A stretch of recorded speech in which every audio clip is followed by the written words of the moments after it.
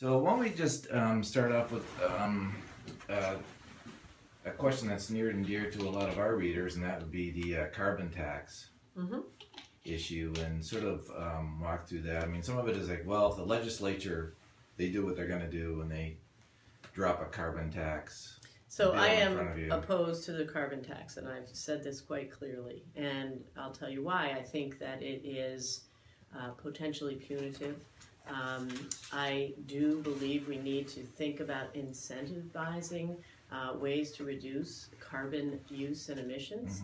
And that's why my goal is to help build incentives actually on a regional scale, not as a tax, but an incentive program really modeled after what was started under Governor Douglas, the Regional Greenhouse Gas Initiative, which essentially incentivizes reduction of carbon emissions in the electric sector on a regional scale.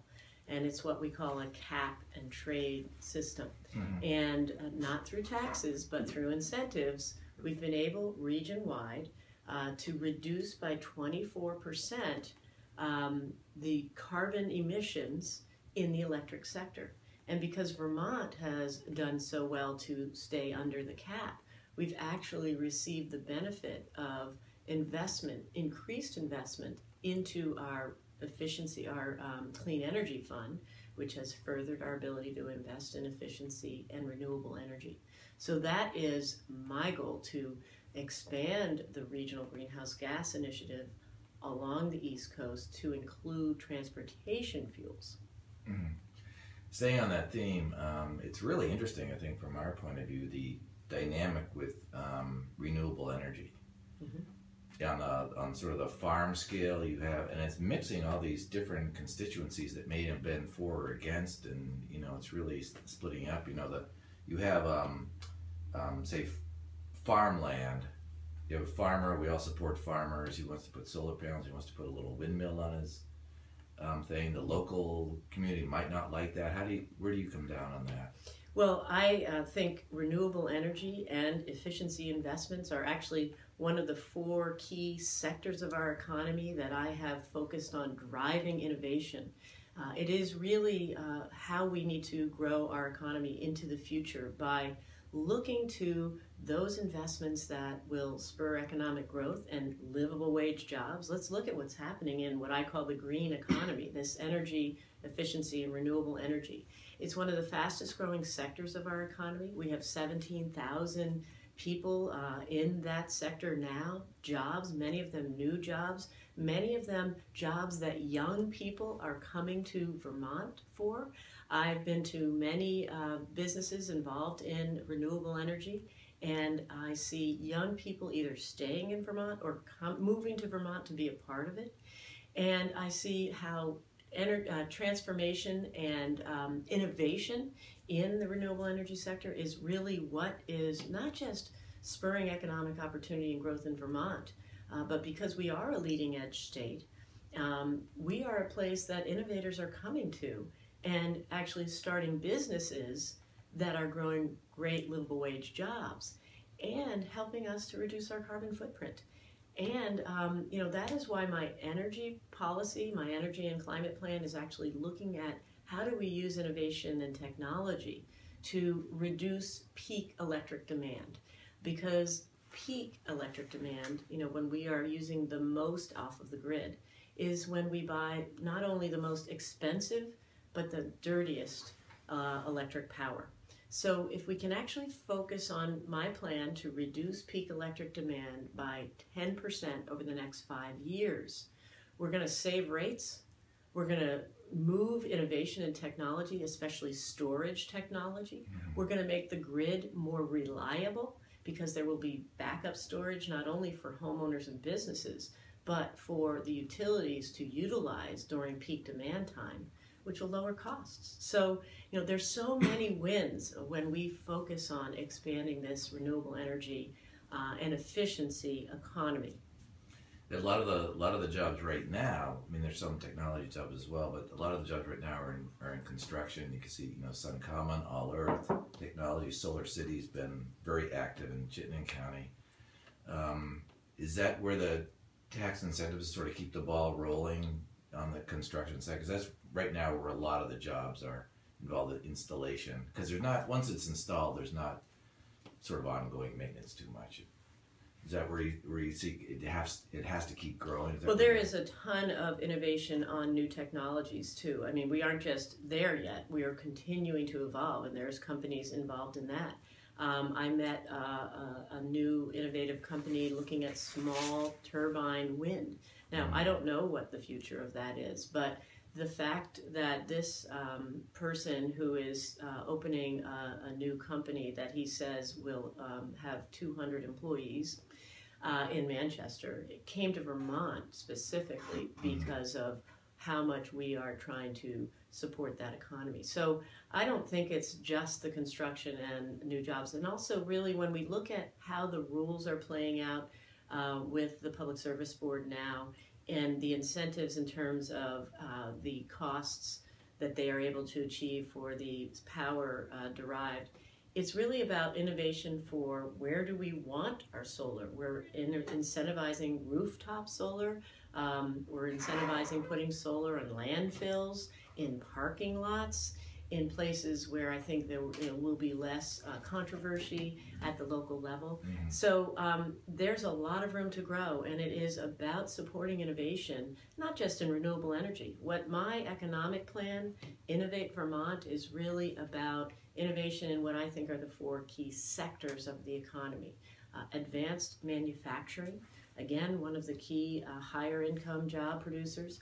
High tech, being at dealer.com and understanding the opportunity we have to promote Vermont actually as a hub for high tech, as well as the green economy, which we've been talking about, both renewable energy and efficiency, but also the farm, food, and forest, the ag economy, which I think is relevant to our rural working lands. And so my vision for growing our economy really looks at where are those opportunities where we can build upon Vermont's strengths, Vermont's assets, and thinking not just about those economies that build livable wage jobs, but getting more young people into those jobs and building the workforce of the future so we can grow those key sectors of our economy. How about big wind? Obviously right now, and the Secretary of State is concerned about this too, the Stylesbrook plan down in Windham and Grafton. How do you come down on big wind, first of all? Mm-hmm. Well, as I've been saying, renewable energy, I think, is a key driver of our economy, and I'm supporting well-sited wind. I think we can look to the future of more community scale wind and what that might look like. My vision isn't to put turbines on every single mountaintop, but it is to say, how do we achieve our renewable energy goals? How do we move away from carbon? And I do see well-sited wind as part of that equation, right along with solar, as we've been talking about, particularly new places of building solar and new innovations around solar, but also hydro and micro hydro. I had a great visit to a micro hydro facility in North Bennington, a place that was just a dam gone nowhere, that they've turned into very high-tech micro hydro. And now we have hydro development which can allow fish passage. And so when you start looking at innovation, not only have they created a wonderful micro hydro out of a dam that hadn't been used, but the facility that used to be churning that dam is now an incubator for manufacturers. And it's an extraordinary example of what's possible when we start to think differently about what we have and what we can do when we use innovation and technology. And we need to be thinking about that in every sector. How do you, where do you stand on local control of that? Up in Morgan you see they want to put big wind and solar. And I know the people up there are up in arms about it. So I know we have a statute and a regulatory process that I support that says the Public Service Board is the deciding body because we have to think about the entire system that an electric generating facility supports or is a part of, and we have to think about system-wide reliability.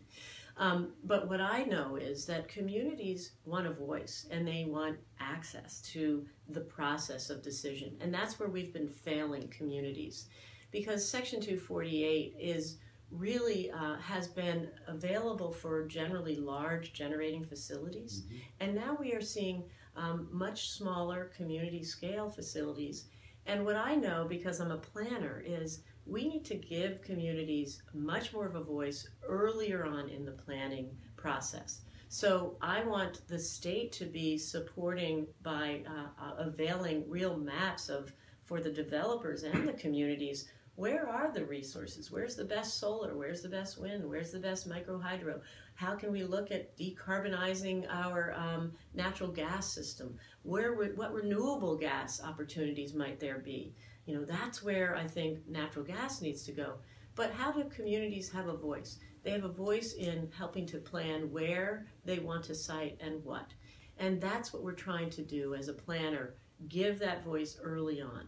And then I really support companies like we had in Lowell, where the town actually is given a veto power or given the right to vote, and where the company says that they will abide by that vote. That's different from a town being able to overrule the judicial process of the Public Service Board, which I don't support. Getting back to the issue of the constituencies, you have Governor Shumlin and Brian Doobie, former lieutenant governor, on the same side of the wind issue. And the governor has really struggled, as you had mentioned, on trying to bring these sort of people together, which is sort of his natural strength to bring people together. And he's really struggled on the issue of especially the big wind issue down in Windham County. How would you handle it differently, or how would you try and bring these people together that might be really great supporters of yours but now really dislike something you're doing? Well, I'm not so worried about support or lack thereof of me. What I want to do is make sure we have a process that engages communities earlier in the process. So right now we have developers against communities because there is no process of engagement preceding that. I've talked about planning. I think that is critically important so that communities actually can say what they want where, and where they don't want things, how to have more of a role in siting. But also I want to change and improve upon the Public Service Board and public engagement process. We have hearing officers whose job right now is to really be in Montpelier, instead of being out in the community actually beginning those conversations. So I want to avoid what we have now, which is developers, sometimes out-of-state developers who really don't understand the Vermont way of doing things, because we are unique. We actually engage in our democracy in wonderful ways. It's what's so special about Vermont and so important. But we don't have the steps to get there in advance right now. So I want to have a really new look at the Public Service Board process, how we use the hearing officers to be out front and understanding the community voice, having those conversations earlier in the process than we do now. That's my goal. It's not about having people who support me or don't coming together. It's about a process where we have a more customer service oriented government. As the Secretary of Transportation, where I ran the second largest agency of state government, managing a workforce of 1,300 people and balancing a $600 million budget, I learned a lot about not just how to make government function, but to try to provide good public service, good customer service. And we at the VTrans created a whole strategic plan, a lot of which was focused around 5 key values, one of which was providing customer service.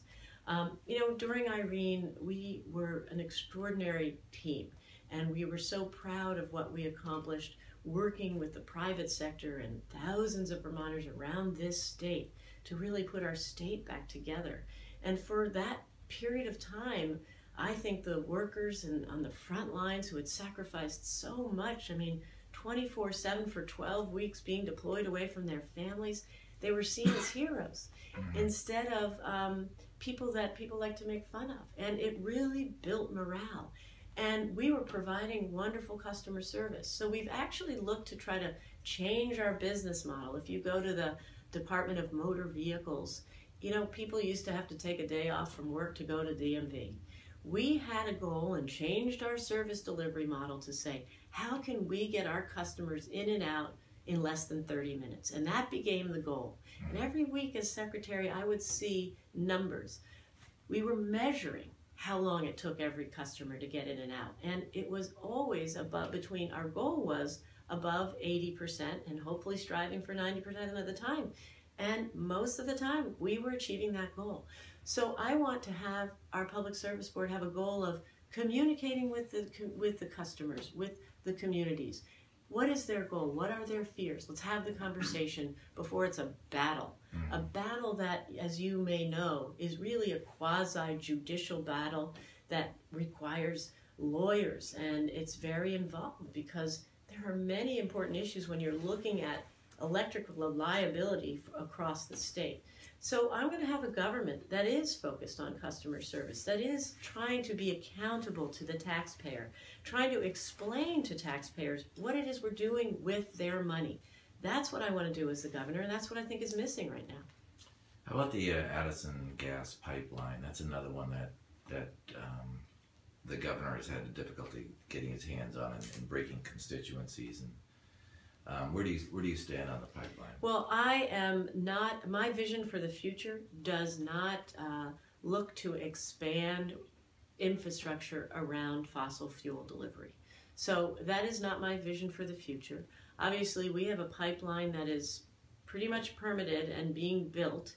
I am not taking a position on, and that is exactly why we have a Public Service Board, because it is a separate board with statutes and rules that it applies their decisions to.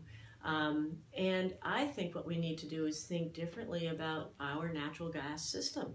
And how do we decarbonize natural gas? Because that's where the future is.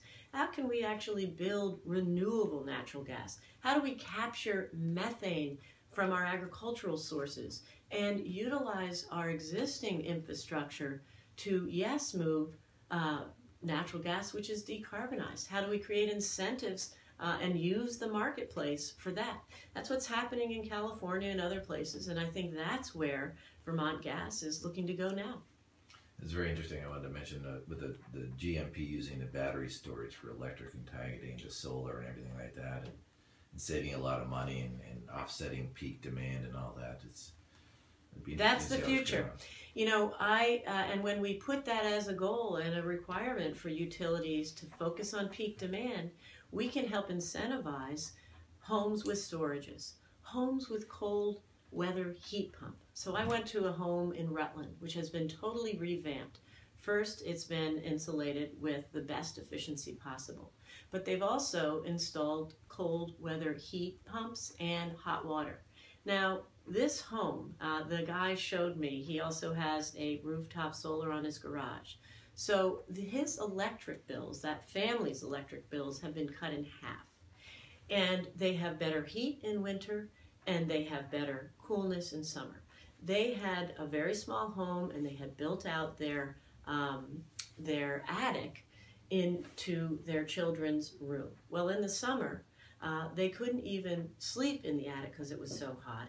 And now they had put proper insulation, and they had the cold heat pump. That is moving coolness throughout the house in the most efficient way. The kids could sleep in their rooms. The basement wasn't full of water and condensation. They had much more efficient and low-cost hot water, coolness, and heat.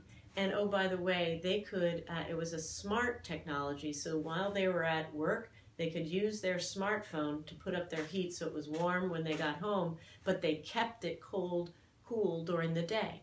So everything about their home was keeping them better insulated, cooler in the summer, cooler in the winter, cooler in the summer, warmer in the winter, at far lower cost. every homeowner and business has the opportunity to be a part of reducing peak demand. Those storage batteries, and it's a whole new technology, is going to make an enormous difference for our future to help have local distribution and reliability, because let's face it, we're going to have more storms. And for the utilities, they've got to be thinking about how do they get out of poles and wires and actually have local distribution of energy and reliability in the storms ahead. You know, and with Irene, Governor Shumlin and you and others didn't seek consensus on what to do. You just did it. Now it was a cataclysmic event, obviously. Is there anything you can see right now? And I'm thinking about healthcare. We got our healthcare bill, and now it's twice what my mortgage is. And I live in a 4-bedroom house in Williston, so it's, you know, it's kind of substantial. That isn't a cataclysm in a single event like Irene was, but is there you know, there hasn't been a lot of discussion about this all-payer thing because no one understands what it is. Mm-hmm. You know, no one has a clue. I've heard different people. No one understands what it is exactly. Well, you know, I have a clue, and I'll tell you why. It's because I've actually been all over this state talking to healthcare providers. I've talked to hospital CEOs. I've talked to nurses. I've talked to emergency room docs. I've talked to individual providers. I've talked to mental health providers and the entire community of designated agencies. Those are our mental health providers at the community level. And actually, I have heard a general consensus from those providers that the all-payer waiver is a positive move forward. And what it's trying to do is actually reduce the cost of health care, because you're right, the dramatically rising cost of healthcare in this country, and it's not unique to Vermont. In fact, if you look at it, we've been able to bend the cost curve much more than other states. But if you talk about what's affecting our future economy, it is that cost. So how must we think differently about the way we provide and pay for care? This is about going away from our current fee-for-service model, where every visit and every pill and every procedure is exactly how the marketplace works. It's actually incentivizing more visits and procedures and pills, to instead what they call a capitated payment, where you're not having to measure everything, but you're actually focusing on health and outcomes. That's the concept. I have also come to see its value by visiting places where they're doing it here in Vermont already. So I went to a designated agency, the Addison County Counseling Services, who do mental health counseling, and they did a pilot of a capitated payment where their service providers could go and spend time where the folks who need acute care the most, they could go to those patients and spend the time they need, instead of going 15 minutes to everyone and writing it all down. They saved administrative costs, and they had demonstrated better outcomes. I went to Cathedral Square, which is a senior housing complex, which is doing a similar thing with what they call SASH. That's providing health care to seniors, wellness care, when and where they need it. Not focusing on getting them to the hospital or the doctor, but actually bringing providers to seniors in their homes. That has demonstrated by having a capitated payment where they can spend more time with seniors who need it and less time with seniors who just need to be making sure they're getting their prescription meds properly, they're eating well. They have demonstrated savings of $1,500 per person per year in this complex, and they've been doing an evaluation of those who have that and those who don't, and they've just demonstrated savings. So I come to a place of supporting the all-payer waiver as a way to move forward and think differently to achieve more savings by looking at how we can save money rather than keeping on this system. If you think about it, hospitals right now, to meet their bottom line, they have to fill all their beds. But we're trying to keep people out of the hospital. And I heard from an administrator at UVMMC who was looking at what are their cost drivers. They found out that the most expensive patient was actually a homeless diabetic man. who, to stay alive, because he couldn't refrigerate his medicines and his insulin, his needles kept getting stolen. To stay alive, he would routinely collapse on Church Street and be pulled by the emergency room to the hospital, the most expensive care. They realized they would save money for the hospital. They would have better outcomes if they actually invested in housing this homeless man.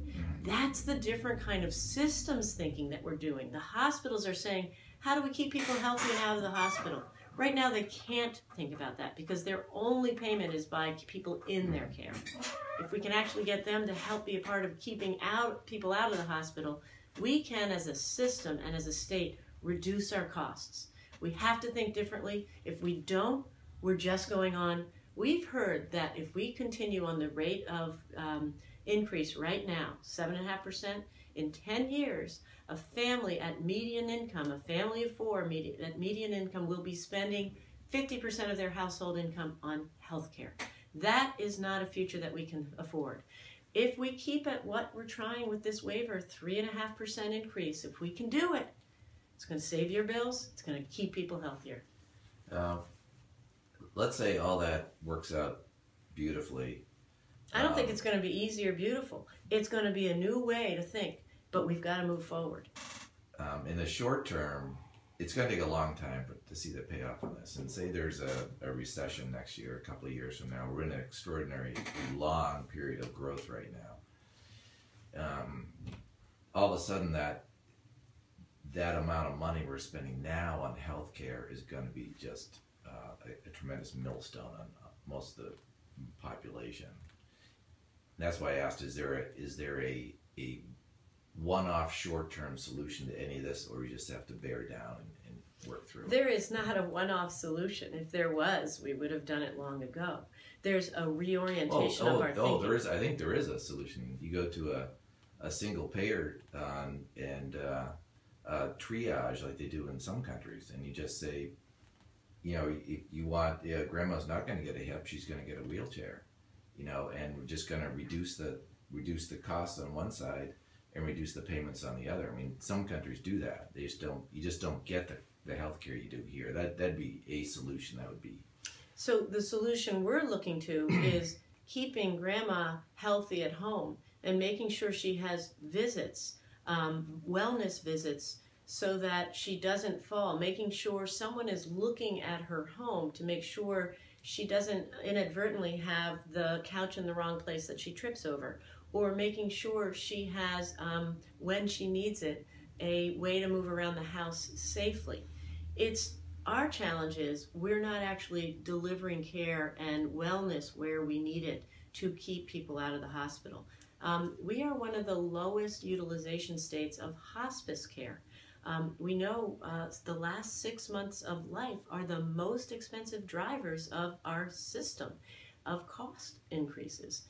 If we can actually begin to have conversations around hospice care, I believe we can, because I've had personal experience by losing a brother to cancer at age 46 and see what it looks like in a hospital setting, and then losing a father to cancer through hospice, and knowing how much it costs the system far more to be in the hospital, working to save life till the very end, and extend life at all costs, rather than accepting that life ends and being a part of I think a much healthier transition beyond life as we know it now, and knowing that we've not only in our case had a passage that I think was more humane, but in fact we've saved enormous amounts of money. So I think there are things we can begin to do to really change how we think about healthcare and where and how we deliver care. We need to be understanding what's happening in early childhood. We have more and more evidence that adverse childhood experiences, abuse and dysfunction in families is leading to long-term chronic illness and behavior challenges that meet us later on down the road. And that's why early childhood education, making sure we have more mental and social health care opportunities for young families, making sure we have childcare available so that women, right now we have women who, 43% of women in Vermont who work full time can't meet their basic needs. So my programs as governor, my programs of Invest Vermont, of Innovate Vermont, of Vermont Promise, 2 years tuition-free community and technical college, supporting family leave, are actually about how do we grow our economy given the current challenges in our economy facing our state and nation. How do we actually build the economy of the future? Make it affordable for families to have childcare, to go to work, affordable for young families to go to college, to get education and training and become the workforce of the future. You know, businesses right now that I talk to, their biggest challenge is finding a workforce that is qualified so their business can grow. I know that my Vermont Promise program, getting kids into community college and technical college, is actually about workforce and economic growth, because education equals workforce equals economic growth. We've seen it in Tennessee Promise, about which I model my Vermont Promise. We've got to be thinking about the future. All of our investments need to be focused on growing that economy and making it possible for young people, for Vermonters to live, work, and stay in this state that they love. That's what I want to do as governor. I'll get to the jobs in a second. With it, just staying on the theme of the cost, and one of the governor's plans is you have this opiate crisis, and it's one of the things to do is it's much cheaper to treat people and get people, you know, legal access to medication they need than incarcerating them, which is tremendously expensive. Which is similar to what you're talking about with the healthcare thing, where it's, you know, instead of bringing in a homeless man, a diabetic homeless man into the hospital all the time, and the tremendous cost that is, you can just think about the cost. Well, it's much cheaper to do that. To put him into a home. Exactly. Which is now the hospital is actually getting involved in investing in homelessness and getting people secure housing, because it's actually, that's where the system can actually save money and invest in healthier outcomes. That's why the all-payer waiver is actually supported by all the hospital CEOs and even the community healthcare providers, because they see that the system now is making it unaffordable to provide care, and it isn't creating healthy outcomes. So it's exactly that same thing. Let's talk about the opiate crisis. I think that's where you were going. Yeah, and just one of the other things about it is the governor struggling to sort of convince the people that this is really a good idea, when our reaction is, well, they're criminals. They should be treated as criminals instead of looking back at the cost of it. But go ahead. Well, I certainly believe that the people we need to treat as criminals are those who are selling the drugs. I think the addicts who are literally in a crisis, a health crisis, are the folks we need to not incarcerate, but treat and help get off of these terrible medicines. Because what we know is, it's not just, many of the people who are now addicted have come to this place because of, in fact, our prescribing habits of pharmaceuticals and pain treatments that are in fact making them crippled by addiction. Let me tell you that this is an extraordinary challenge that has to be a top priority. And as governor, I am going to appoint an opiate crisis manager. And I am going to do that based on my experience after Irene being the disaster crisis manager. My job was, and I of course took over from Neil Lunderfrill, who began this at the emergency phase and got us focused. He, like we were focused 24/7 on this crisis. And I brought together, my job was to lead an interagency team, to set very concrete goals, to think about people getting back in their homes, the roads that we had to get back, the rivers that we had to restore, and bringing and standing up 11 different long-term recovery, community recovery organizations all around the state, but to be working collaboratively across many jurisdictions. My opiate crisis manager will have an interagency and multi-jurisdictional team, the way I was able to do in Irene. And when you have the authority of the governor's office to call people together, it happens. And that's what we need to be doing. We are actually advanced beyond other states in terms of our treatment programs of hub and spoke, but we don't have adequate treatment, and we need to be focused on prevention. Prevention is what keeps people out of treatment.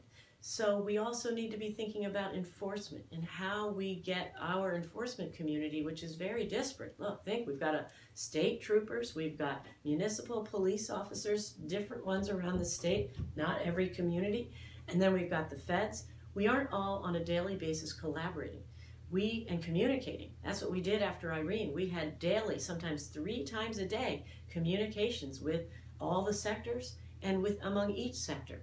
We need to be having tremendous focus and teamwork. Why? Because we are being inundated. I hear stories of DCF where the kids are in waiting rooms because parents are addicts and not able to adequately care for their children. The foster parenting system is overwhelmed. Our court system is overwhelmed. The Bennington Hospital is building a new wing for opiate-exposed newborns.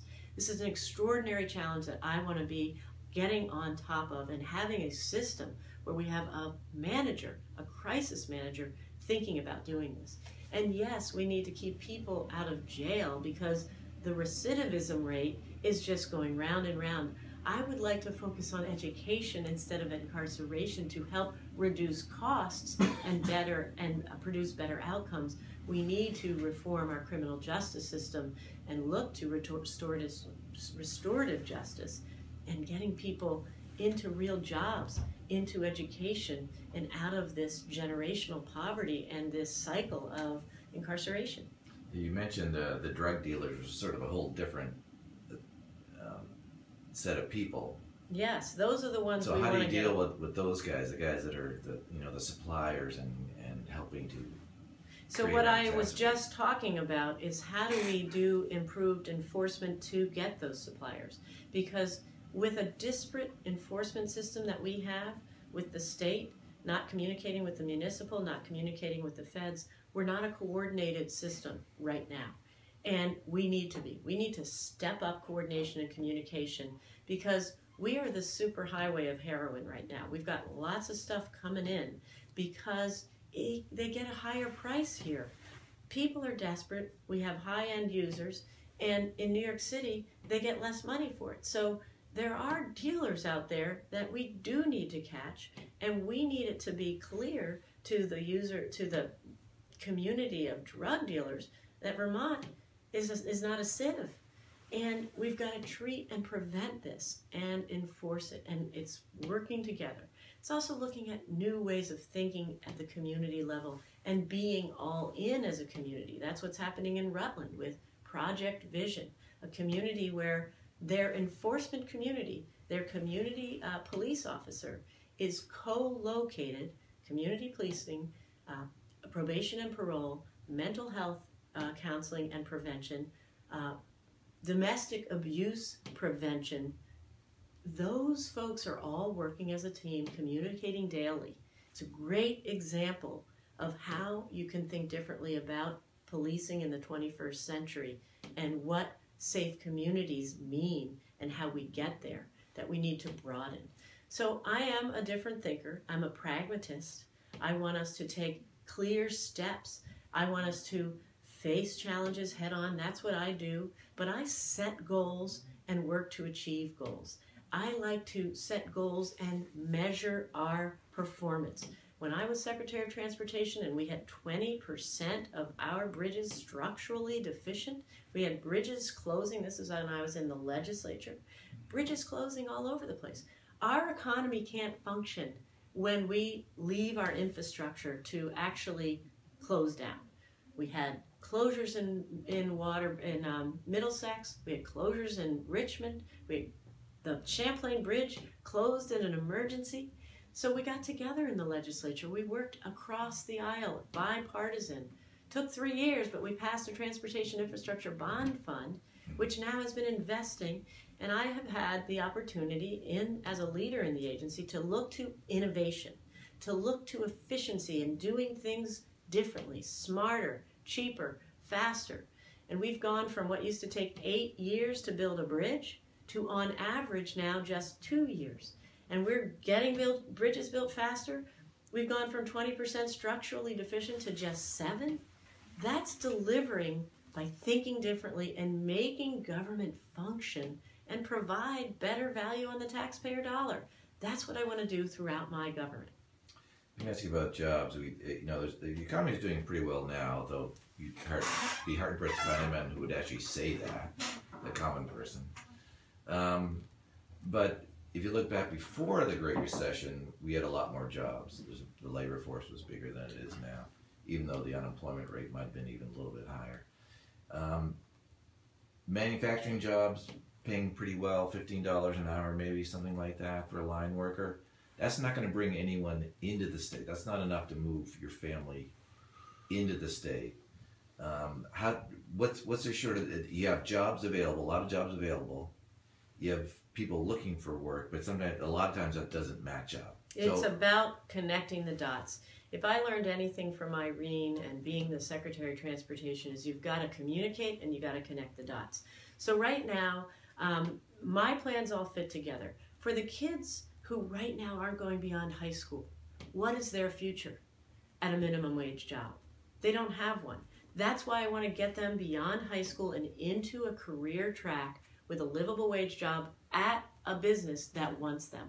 That's why our work isn't just to get them into community and technical college. It's actually to get them trained to be the workforce of the future, into internships, certification programs, apprenticeships, to actually move them out of poverty, many of them, and into those jobs of the future, into those advanced manufacturing opportunities that they can't fill.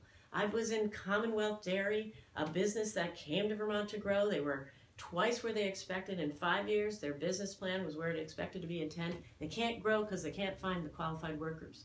Meanwhile, we have 4 out of 10 Vermont high school graduates ending their education and training right now. And we have generational poverty that we will not break until we move the dial and get them into jobs. So my Vermont Promise program very much connects with those opportunities that we need to get them into for those kids for whom, because of their current economic and social circumstance, probably will not leave this state. But we need to help them get into the jobs. Now, what about the ones that we want to bring here? I've got ideas for that too. I was at dealer.com last week. They've got 60 jobs open, starting salary $80,000 a year. And they can't find the workforce. They need Vermont Tech and Champlain College to be providing the workforce for their future. We have those jobs here. We need to promote Vermont, not just as a rural community with beautiful farms, but to actually use our assets. And part of that is being high tech. That's why one of my driving Innovate Vermont is high tech. It's advanced manufacturing, and those aren't just minimum wage jobs. Those are 20 to 21 an hour job starting salary. And that's why I want to have the green economy, because young people want to come to Vermont to be a part of it. I see them all over. I'm also focused on expanding our outdoor industry. I have a Vermont Outdoors program too. Why? Because we've got great outdoor industry, we've got great assets, and we need to promote it. I've been endorsed by the Outdoor Industry of America because we need to say to the outdoor industry, this is a great place to grow your business. I was at Burton Snowboards, 300 employees. Everyone I met was under 30 and had come to Vermont to be part of it, to be part of what Vermont has, a great recreation. And, we have opportunities for new cutting-edge sports. Let's talk about mountain biking. Moab, Utah, has an economic boom because of mountain biking. We can compete with Moab, Utah if we have an idea and understanding that we can connect mountain biking trails around this state and promote it. We're not doing that. I want to be a governor who's a champion for our outdoor industries, a champion for our recreational assets, a champion that actually we are an economic hub for high-tech businesses. We need to grow that so that the dealer.coms actually have workforce with an ecosystem. They know that they can't get people to come here because they're afraid it's the only game in town. We've got to grow that. We've got to look at our farm, food, and forest economy and promote who we are. We have the world-class, top in the world cheese in Vermont, Jasper Hill cheese. We've got top in the world beer, The Alchemist, Hetty Topper. We have people who want to be here, a part of what Vermont is and can and will be. And we need a governor who's the champion to do it. Commonwealth Dairies, I have to ask you a tax question in a second, but so I want to leave room for that. Commonwealth Dairies is interesting because they also having trouble sourcing milk in Vermont, and part of it they're down in Brattleboro. And the dairy industry has, to a great extent, left the southern part of the state, actually quite a while ago. Is that going to be part of your plan, trying to reestablish that, or is that just gone and you know, the dairy is just a northern So Vermont? What we need is the ability for dairy to be transported, and for all of our processing foods that we can do value-added processing to have transportation opportunities. So as I'm looking at small and medium-sized farms that are really moving forward on our local grown agriculture or value-added products, we need to think about how do we transport them so that we do give markets to, let's say, our dairy industry, like they are struggling with their milk prices, as you know. I don't think the answer is to grow more dairy farms that are struggling, but it is to get the product to market.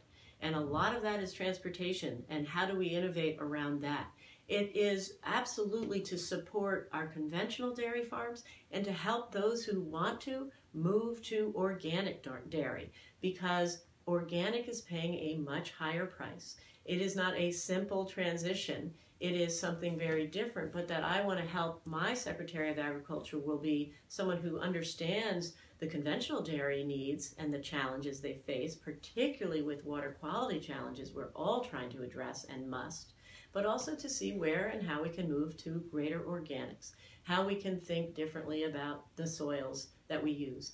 But most of all, supporting and helping the startups actually scale up.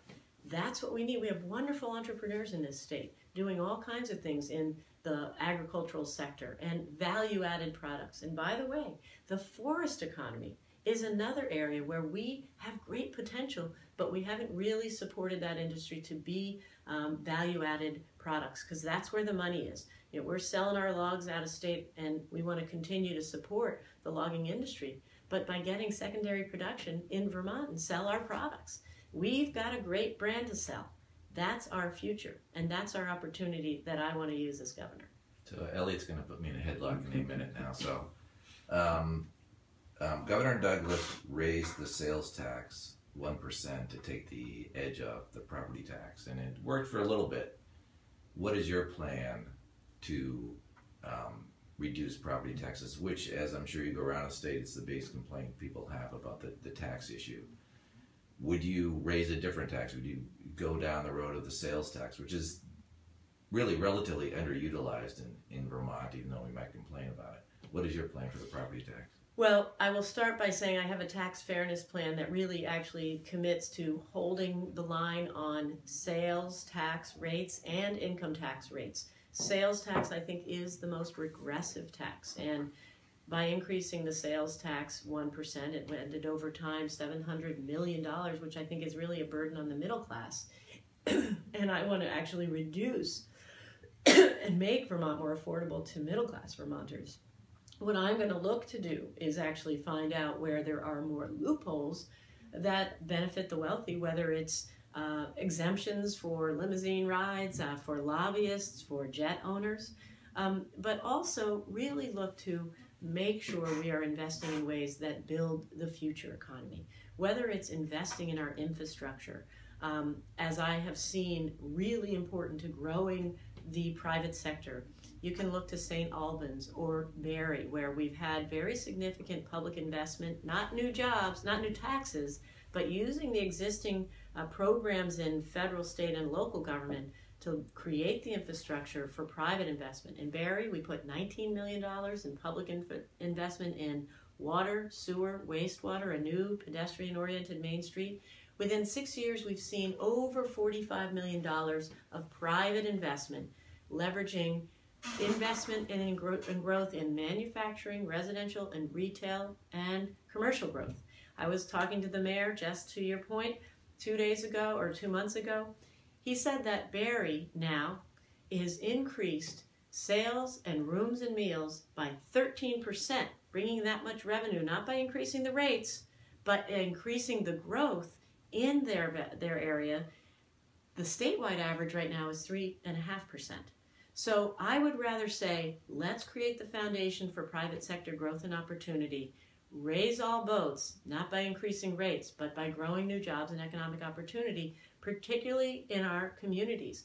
In the same thing in St. Albans, $13 million of public infrastructure investment has leveraged 29%, $29 million of private investment. Go to St. Albans today. The downtown is hopping.